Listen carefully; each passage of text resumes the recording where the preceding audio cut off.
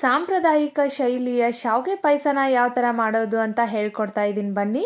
ನಿಮ್ಮ ಮನೆಗೆ ಗೆಸ್ಟ್ ಬಂದಾಗ ಆಗಿರ್ಬೋದು ಅಥವಾ ದೇವರ ನೈವೇದ್ಯಕ್ಕೆ ಆಗಿರ್ಬೋದು ಎಲ್ಲದಕ್ಕೂ ಸೂಟೇಬಲ್ ಆಗುವಂಥ ಬೆಸ್ಟ್ ರೆಸಿಪಿ ಇದು. ಮತ್ತು ಅಷ್ಟೇ ಕ್ವಿಕ್ಕಾಗಿ ಕೂಡ ಆಗತ್ತೆ.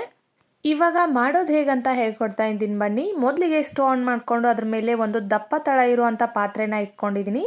ಅದಕ್ಕೆ 5 ಟೇಬಲ್ ಸ್ಪೂನಷ್ಟು ನಾನು ತುಪ್ಪನ ಹಾಕ್ಕೊಳ್ತಾ ಇದ್ದೀನಿ. ತುಪ್ಪ ಸ್ವಲ್ಪ ಜಾಸ್ತಿ ಹಾಕೊಂಡ್ರೆ ಟೇಸ್ಟ್ ಚೆನ್ನಾಗಿರುತ್ತೆ ಶಾವಿಗೆ ಪಾಯಸದ್ದು. ಇವಾಗ ಗೋಡಂಬಿ ಒಣ ದ್ರಾಕ್ಷಿಯನ್ನು ಹಾಕ್ಕೊಳ್ತಾ ಇದ್ದೀನಿ. ನಿಮಗೆ ಎಕ್ಸ್ಟ್ರಾ ಯಾವ ಡ್ರೈ ಫ್ರೂಟ್ಸ್ ಬೇಕಲ್ಲ ಅದನ್ನೆಲ್ಲನೂ ಆ್ಯಡ್ ಮಾಡ್ಕೋಬೋದು. ಇದು ಗೋಲ್ಡನ್ ಬ್ರೌನ್ ಬರೋವರೆಗೂ ನಾನು ಫ್ರೈ ಮಾಡ್ಕೊಳ್ತಾ ಇದ್ದೀನಿ. ಇದು ಕಲರ್ ಚೇಂಜ್ ಆದಮೇಲೆ ಇದಕ್ಕೆ ಶಾವಿಗೆನ ಹಾಕ್ಕೊಳ್ತಾ ಇದ್ದೀನಿ.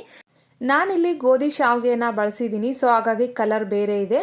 ಇವಾಗ ಇದು ಚೆನ್ನಾಗಿ ಫ್ರೈ ಆದಮೇಲೆ ಘಮ ಬರೋವರೆಗೂ ಫ್ರೈ ಮಾಡ್ಕೊಂಡಿದ್ದಾದಮೇಲೆ ಇದಕ್ಕೆ ಹಾಲನ್ನು ಹಾಕ್ಕೊಳ್ತಾ ಇದ್ದೀನಿ.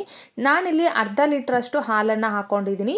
ನಿಮಗೆ ಹಾಲು ಬೇಡ ಜಾಸ್ತಿ ಆಗುತ್ತೆ ಅಂದರೆ ಅರ್ಧ ಹಾಲು ಮತ್ತು ಅರ್ಧ ನೀರನ್ನು ಕೂಡ ಆ್ಯಡ್ ಮಾಡ್ಕೋಬೋದು. ಹಾಗೆ ನಿಮ್ಮ ಕ್ವಾಂಟಿಟಿಗೆ ತಕ್ಕನಂಗೆ ನೀವು ಹಾಲನ್ನು ಅಥವಾ ನೀರನ್ನು ಆ್ಯಡ್ ಮಾಡ್ಕೋಬೋದು. ನಾನಿಲ್ಲಿ ಸ್ವಲ್ಪ ತಿಕ್ಕಾಗಿ ಮಾಡ್ತೀನಿ. ತುಂಬ ನಮಗೆ ತೆಳುವಾಗಿದ್ದರೆ ಶಾವಿಗೆ ಪಾಯಸ ಅಷ್ಟು ಇದು ಆಗಲ್ಲ, ಸೊ ಹಾಗಾಗಿ ಸ್ವಲ್ಪ ತಿಕ್ಕಾಗಿ ಮಾಡ್ತಾ ಇದ್ದೀನಿ. ಇವಾಗ ಲೋ ಫ್ಲೇಮಲ್ಲಿ ಇಟ್ಟಿದ್ದೀನಿ. ಅದನ್ನು ಈ ಕಡೆಗೆ ಒಂದು ಬೌಲನ್ನು ತೊಗೊಂಡು ಅದಕ್ಕೆ 1 ಟೇಬಲ್ ಸ್ಪೂನಷ್ಟು ನಾನು ಕಸ್ಟರ್ಡ್ ಪೌಡರ್ನ ಹಾಕ್ಕೊಂಡಿದ್ದೀನಿ.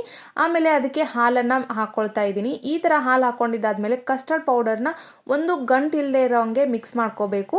ಇವಾಗ ಕುದೀತಾ ಇರೋ ಶಾವಿಗೆ ಪಾಯಸ ಏನಿದೆಯಲ್ಲ ಇದಕ್ಕೆ ನಾನು ಕಸ್ಟರ್ಡ್ ಪೌಡರ್ನ ಮಿಕ್ಸ್ ಮಾಡ್ಕೊಂಡಿದ್ದೆಲ್ಲ ಆ ಪೌಡರ್ನ ಇದಕ್ಕೆ ಹಾಕ್ಕೊಳ್ತಾ ಇದ್ದೀನಿ. ಆ ಲಿಕ್ವಿಡ್ನ ಇದಕ್ಕೆ ಹಾಕ್ಕೊಳ್ತಾ ಇದ್ದೀನಿ.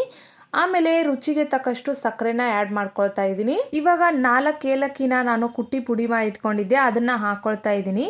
ಕಸ್ಟರ್ಡ್ ಪೌಡರ್ ಹಾಕೋದ್ರಿಂದ ಏನಾಗುತ್ತೆ ಅಂದರೆ ಶಾವಿಗೆ ಪಾಯಸಕ್ಕೆ ಒಂದು ಒಳ್ಳೆ ಬೈಂಡಿಂಗ್ ಬರುತ್ತೆ. ಸೊ ಹಾಗಾಗಿ ಕಸ್ಟರ್ಡ್ ಪೌಡರ್ನ ಯೂಸ್ ಮಾಡಬೇಕು. ಟೇಸ್ಟ್ ಕೂಡ ಚೆನ್ನಾಗಿರುತ್ತೆ. ವೆನಿಲಾ ಫ್ಲೇವರ್ ಆ ಥರ ಇದ್ದರೆ ಇನ್ನೂ ಟೇಸ್ಟ್ ಚೆನ್ನಾಗಿ ಬರುತ್ತೆ.